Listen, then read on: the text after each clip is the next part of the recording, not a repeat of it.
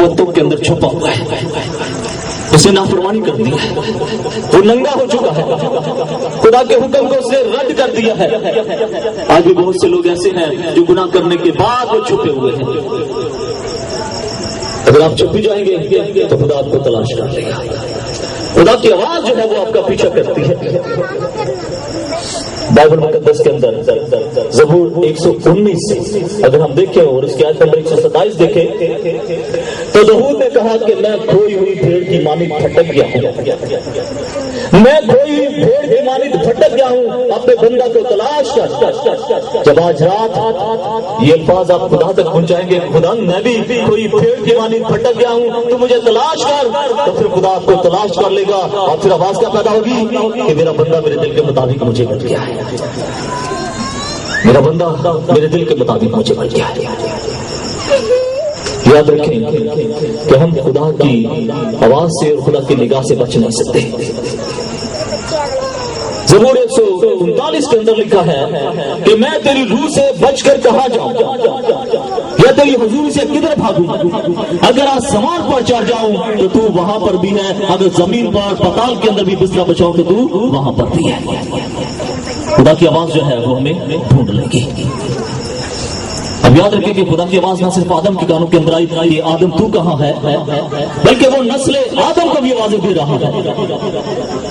जब कायन ने अपने भाई हाबिल को कत्ल कर दिया तो खुदा ने कायन से कहा कि कायन तेरा भाई हाबिल कहाँ है।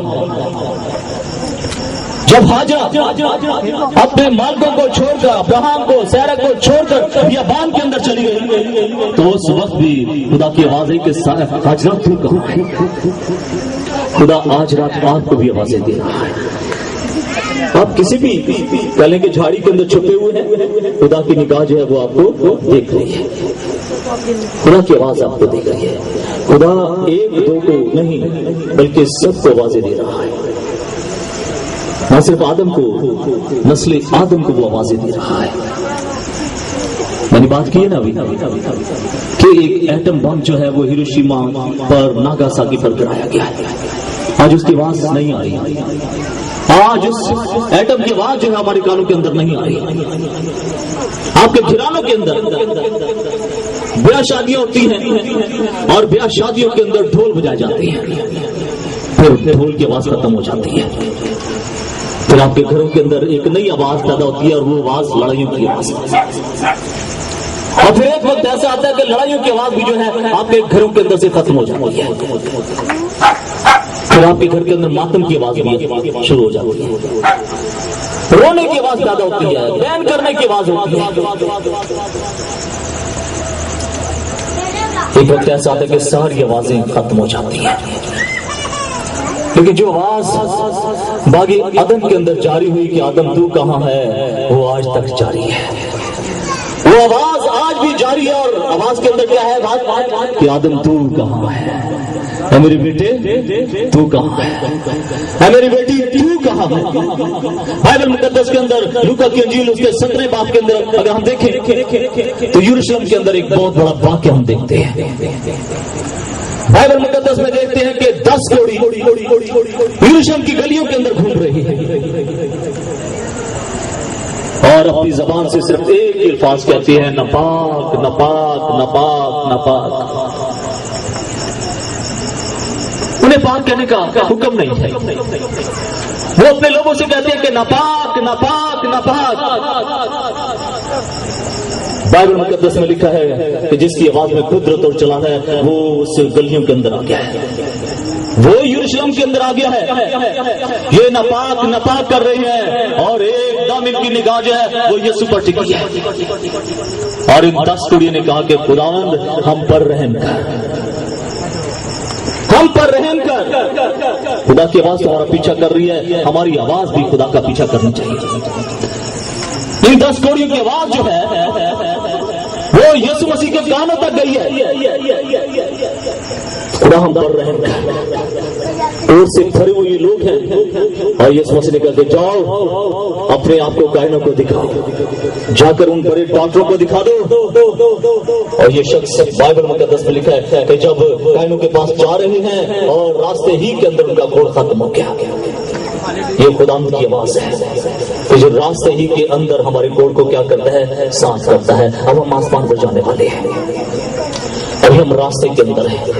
خدا ہم سے کہہ دے کہ خدا ہم پر رحم کر، تاکہ آسمان پر جاتے جاتے جاتے ہمارا کوڑ جو ہے وہ چنگا ہو جائے، اور ہم اپنے بڑے سردار قائم سے کہیں کہ ہم کوڑ سے پاک صاف ہو کر تیرے پاس آتے ہیں۔ لیکن اتفاق دیکھیں، 10 کوڑی ہیں، ان میں سے ایک شخص واپس آیا ہے۔ آج بھی بہت سے ایسے لوگ ہیں جو شفا پاتے ہیں لیکن واپس نہیں آتے ہیں۔ جب وہ ایک شخص یسوع کے پاس آیا تو یسوع نے کہا کہ باقی 9 کہاں ہیں؟ آدم سے کہا کہ آدم تو کہاں ہے؟ اب یہاں پہ 9 جو ہے وہ غائب ہو چکے ہیں۔ ایک سے خدا یسوع نے کہا کہ باقی 9 کہاں ہیں؟ آج رات میری بہنوں میرے بھائیوں، خدا جو ہے آپ کے سارے گھرانے پر نگاہ کیے ہوئے ہیں۔ خدا کے حکم جو ہے کلام کی صورت پر ہمیں کتنے زمین پر آئے آپ جانتے ہیں؟ کتنے حکم ہیں؟ ہلو، کتنے حکم ہیں؟ 10 حکم ہیں۔ کوڑی کتنے تھے؟ کوڑی کتنے تھے؟ اب حکم اوپر سے 10 آئے ہیں اور کوڑی کتنے ہیں؟ صرف ایک ہی ہے، باقی غائب ہے۔ بعض کا ایسا ہوتا ہے کہ ہم 10 حکموں میں یہ حکم تو بڑا مانتے ہیں کہ تو خداوند اپنے خدا کی عبادت کرنا اور اسی کی بندگی کرنا، بعد میں نشے بھی کر رہے ہیں، ٹھیک ہے؟ ہمیں خدا کے سارے حکموں کی تابعداری کرنا ہے۔ میری بہنوں میرے بھائیوں، آج ہمیں اس پر توجہ دینی ہے کہ خدا کی ضرورت سب ہے۔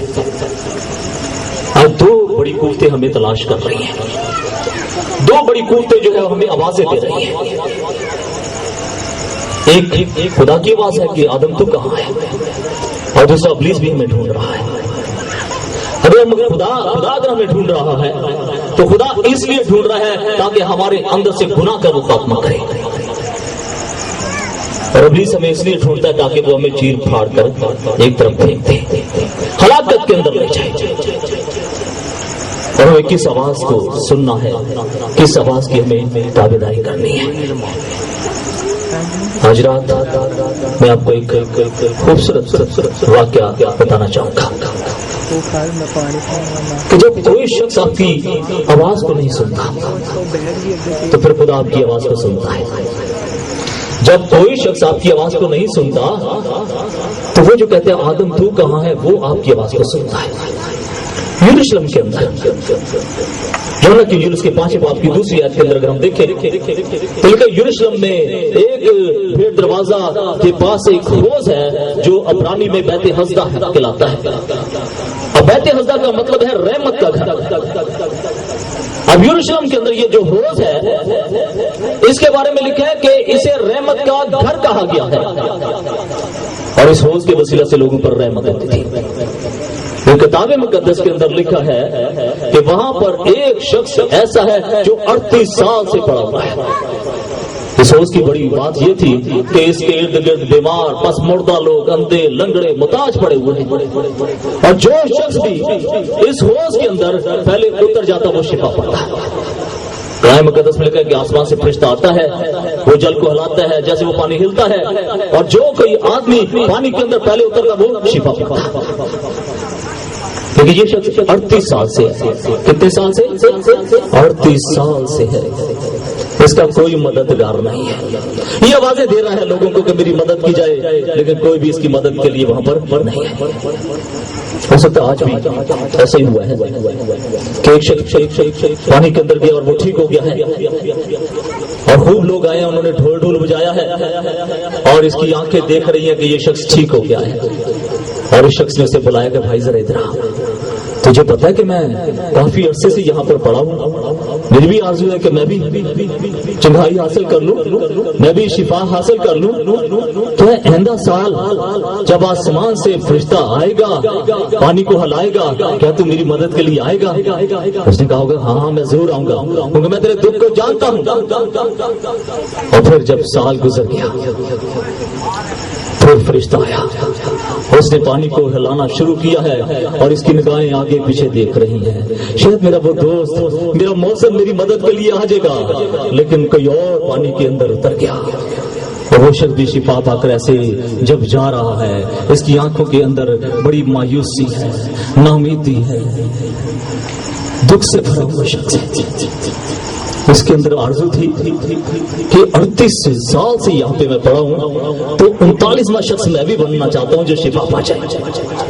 جب چاروں طرف اداسی ہے، کوئی مدد کرنے والا نہیں ہے، تو جس نے کہا تھا کہ آدم تو کہاں ہے، ایک دم اس کے پاس آ گیا اور اسے کہا کیا تو شفا پانا چاہتا ہے؟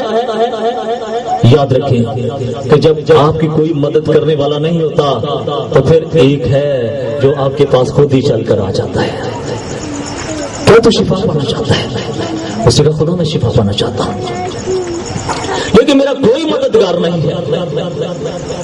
اور پھر خدا ہم جس مسئلے